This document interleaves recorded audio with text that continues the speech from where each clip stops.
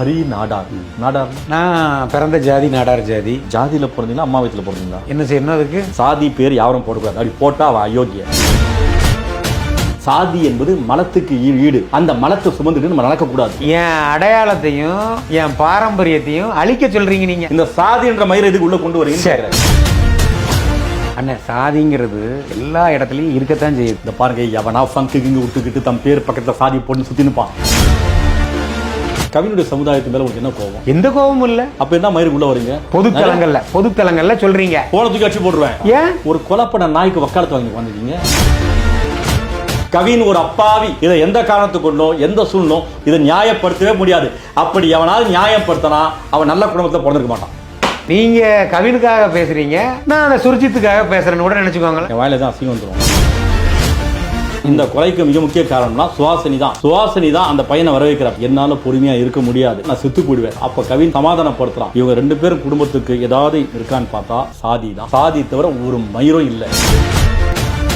அந்த சமுதாயத்துக்கும் நம்ம சமுதாயத்துக்கும் ஆகாதுன்னு தெரியுது. அப்ப தெரிஞ்சும் அந்த சமுதாயம் தான் வேணும்னு சொல்லி போனா அனுபவிக்கத்தான் செய்யணும். ஐயோ, புரிய மாட்டேங்குது. எப்படி ஒரு நாய் வெறி பிடிச்சி எப்படி குதறமோ அந்த மாதிரி கவினை குதறிட்டான். வெறி பிடிச்ச நாயை பார்த்த உடனே ஓரமா ஒதுங்கி போகணுமா, போக கூடாதா? அது பொட்டு போட்டிருக்கும், துண்டை போட்டிருக்கும், கயிறு கட்டிருக்கும், பார்த்தா ரொம்ப சாந்தமா இருக்கும், பெருசா ஆன்மீகத்தில் இருக்கிற மாதிரி இருக்கும், எல்லா வேஷம் போடும். அந்த நாய்களை ஈஸியா கண்டுபிடிக்கவே முடியாது. இந்த பொண்ணு 9 வருஷமா நான் ட்ரூவா லவ் பண்ணேன்னு சொல்லுது. அதை மூஞ்சில ஏதாவது ஏக்கம் இருக்கா பாருங்க. பாவம் அந்த பையன் அப்பாவி. இந்த பொண்ணை லவ் பண்ணி உயிரை விட்டுருக்கான். அப்படி கிடையாதுங்க.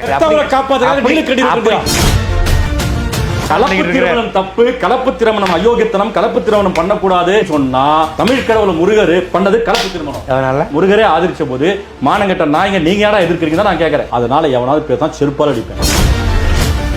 தெய்வத்துக்குள்ள நான் போகக்கூடாதுன்னு நினைக்கிறேன். அந்த காலத்திலேயே முருகர் கலப்பு திருமணம் செஞ்சு மானங்கட்டவங்கள அயோக்கியங்களை கலப்பு திருமணத்தை எதிர்க்காதுக்கிறாரு. அன்னைக்கே முருகர் சொல்லிக்கிறார். அதை முன்னிலைப்படுத்துற, அதை பாராட்டணும். நீங்க அதை மலங்கிறீங்க, நான் அதை கிரீடோங்கிறேன். நம்முடைய பார்வைக்கு மலமா தெரியுது, பண்ணிக்கு அது உணவா தெரியுது. அந்த மரபினர்கள் தான் நாங்கிறதுல மாற்று கருத்தும் இல்லைல்ல. இப்போ இந்த ஷூட்டிங் முடிச்சு நீங்க எங்க போறீங்க? சென்னைக்கு போறேன். நேரா தஞ்சாவூர் போங்க. சரி. அந்த கோயிலுக்கு வெளியே ஒரு கல்வெட்டு இருக்கும். சரி. அங்க செதுக்கிட்டு பக்கத்துல உட்காந்துருங்க. சரி. அடத்து.